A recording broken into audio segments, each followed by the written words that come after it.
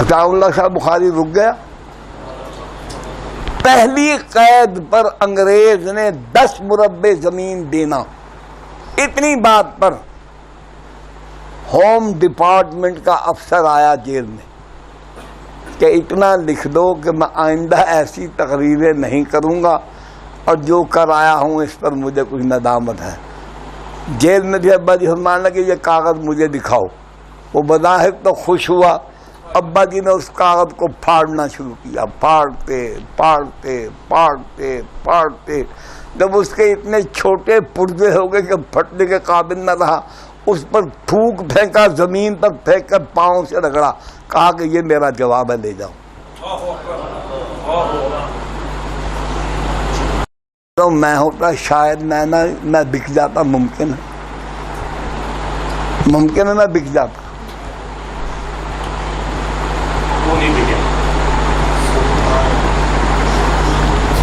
اسی آپ کے لاہور جیل میں تھے. گجرات بھی رکھا گیا ان کو, پنڈی بھی, ددھا رام کیس میں.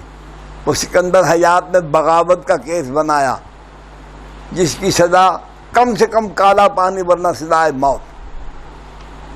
2 مقدمے تھے. ابا جی فرماتے ہیں میں نے زندگی میں کبھی کشتے نہیں کھائے. جب مجھے یہ بتا, وکیلوں نے بھی کہا کہ شاہ جی اللہ ہی آپ کو بچا دے تو بچا دے, ورنہ حکومت نے یہ کام کیا ہے آپ کو پھانسی ہوگی. مان لگے کہ میں نے جیل میں خوب ورزش شروع کی اور میں نے وہاں کشتہ منگوا کے کھایا. میری صحت ایسی تھی کہ دیکھنے کے قابل. میں نے کہا اگر موت آ گئی ہے تو پھندے پر نحیف و ندار کمزور جسم سے نہ جاؤں. تختے پر جاتے ہوئے لوگ یہ نہ کہیں کہ ڈر گیا, کمزور ہو گیا, بیمار ہو گیا. میں توانا ہو کر جاؤں. تو میں نے جیل کے سپرنٹینڈنٹ سے دوستی تھی تھوڑی سی. یعنی کہ میں نے کہا یار میں ذرا جو جہاں آپ پھانسی بھیجتے ہیں نا وہاں جانا چاہتا ہوں. انہوں نے کہا شادی کیا بات ہے, خیریت ہے آپ کو؟ انہوں نے کہا ہاں ٹھیک ہے چلو تم آؤ میرے ساتھ چلو. میں نے کہا وہ پھانسی گھاٹ چلے گئے. تو باتیں کر رہے تھے, میں بھاگ کے اوپر چڑھ گیا. وہ حیران کر لگا شادی کیا کر رہے, مجھے بھی مرواؤ گے؟ انہوں نے کہا نہیں کچھ نہیں ہوتا, تم ایک کام کرو, میں آنکھیں بند کر لوں, یہ پھندا میرے گلے میں ڈالو. اس نے انکار کیا, میں نے خود ڈالا. فرماتے پھر میں نے اپنے دونوں ہاتھ پیچھے رکھے تو یہ بھی فرمایا کہ پھر میں نے اپنے یار کی طرف دھیان دیا تو میں نے یار کو مطمئن پایا. تو میں نے کہا گوات ہے تو بسم اللہ, اللہ کی راہ میں جاتا ہوں تو میں ڈر کر سہم کر کمزور ہو کر نہیں بک سکتا تھا. عطاء اللہ صاحب بخاری یہ ابھی بھی شاید یہاں آپ کے لاہور میں وہ ایک جڑی بوٹی زندہ ہے, مسٹر مختار مسعود. یہ سفیر بھی رہے ہیں ایران میں, ملتان میں ڈپٹی کمشنر تھے. ان کی کتاب ہے آواز دوست, اس میں اس نے ساری بات نہیں لکھی, مختصر کرتا ہوں. اس نے ابا جی کو بلایا ملاقات کے لیے, چلے گئے. ساتھ 2-3 آدمی تھے. اس نے یہ سمجھا کہ شیر بوڑھا ہو گیا. کہا جی میں آپ کو 6 مربع زمین الاٹ کرتا ہوں. ابا جی پہلے بیٹھے ہوئے تھے, کھڑے ہو گئے. مان لگے مسعود اب تک میں تمہیں بیٹا سمجھ کر تم سے بات کر رہا ہوں, تم نے غلط آدمی کا انتخاب کیا ہے. یاد رکھو آج کے بعد کبھی مجھ سے ملنے کی کوشش نہ کرنا. واپس آ گئے.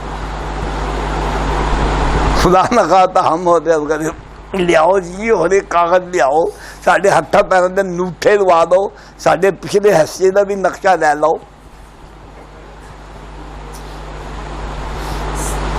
6 مربع زمین تھوڑی نہیں ہے, اربوں روپے کی ہے آج کے دور میں. خدا ایسے رزق کے ایک دانے پر بھی کروڑوں لعنتیں, اس سے خدا بچا کے رکھے. یہ لقمہ، یہ پانی کا گھونٹ اندر جائے گا، ایمان کو ساتھ لے جائے گا۔ حضرت شیخ الہند مولانا محمود حسن رحمۃ اللہ علیہ، ان کے نام بیواؤں سے میں پوچھتا ہوں کہ تمہارا کردار وہی ہے جو شیخ الہند کا تھا؟ تمہیں شرم نہیں آتی؟ ڈوب کے نہیں مر جاتے ان کا نام دیتے ہوئے؟ اٹھاؤ شیخ الہند کے خطبات، اب بھی میرے پاس موجود ہیں۔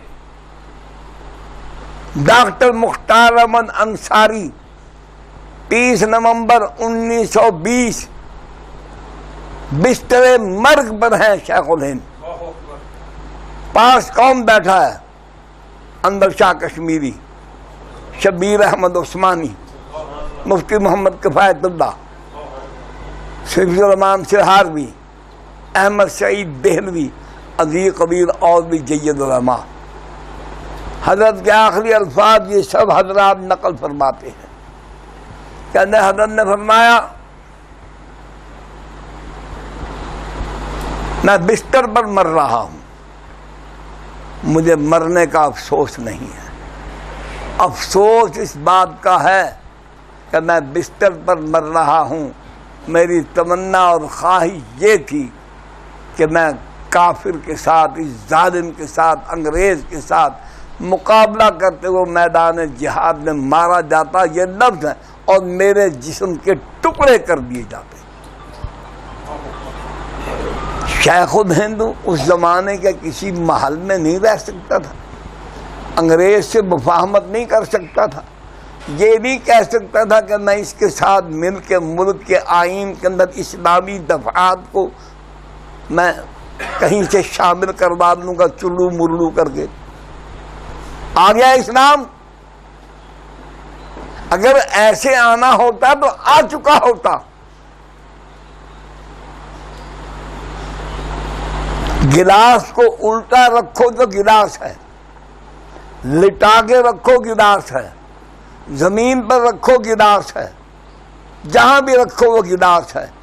پانی پینے کے لیے اس کا ایک ہی راستہ ہے، جو اس کا منہ بنا ہوا اسی میں پانی ڈالو گے، اسی سے پیو گے۔ تو دین کا طریقہ نہیں بدلے گا۔ ہم اپنی آسائشوں اور راحتوں کو قربان کرنے کو تیار نہیں۔ اس کو ہم نے فکر و تدبر اور حکمت کا نام دے کے اپنے پیروکاروں کو بے وقوف بنایا ہوا ہے۔ مراعات ہیں، جن مکانوں میں، جن کوٹھیوں میں، جن بلڈنگوں میں یہ رہتے ہیں، اس کے بعد آدمی دین کی محنت کی مشقت برداشت نہیں کر سکتا۔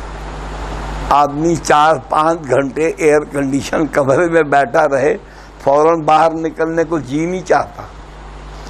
تو جو دن رات وہیں رہیں، جن کا واش روم بھی ایئر کنڈیشن ہو،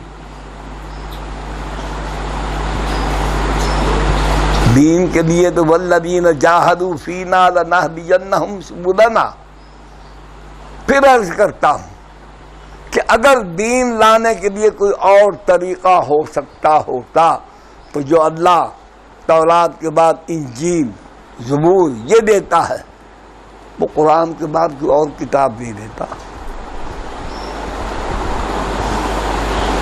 نہیں ہے، وہی طریقہ چلے گا۔ جنہیں حقیر سمجھ کر بجھا دیا تو نے، وہی چراغ جلیں گے تو روشنی ہوگی۔ میں آپ سے درخواست کرتا ہوں کہ آئیے ہم گناہگاروں کے ساتھ مل کر اس وقت کے تقاضے کے مطابق کامل اکمل دین کا شعور اپنے مسلمان بھائیوں تک پہنچانے کی محنت میں ہمارے شریک عمل ہوں۔ صرف یہاں مہینے کے بعد نہیں، میں چاہتا ہوں کہ یہاں تشریف لانے والے میرے بھائی نوجوان اپنے آپ کو اس کام کے لیے آمادہ کریں، اور شہر کے مختلف حصوں میں، پھر عرض کرتا ہوں، کوئی مسجد نہیں، کوئی سپیکر نہیں، گھر کی بیٹھک، آپ کا ڈرائنگ روم، آپ کے گھر کا کچا صحن، جہاں 10, 15, 20 مسلمان آ سکتے ہیں، وہاں پر رکھیں۔ کام ہونا چاہیے۔ ویڈیو کے نیچے سبسکرائب کے بٹن پہ کلک کریں، بیل کے آئیکن پہ کلک کیجئے تاکہ ہر نئی ویڈیو کی نوٹیفیکیشن آپ کو مل جائے۔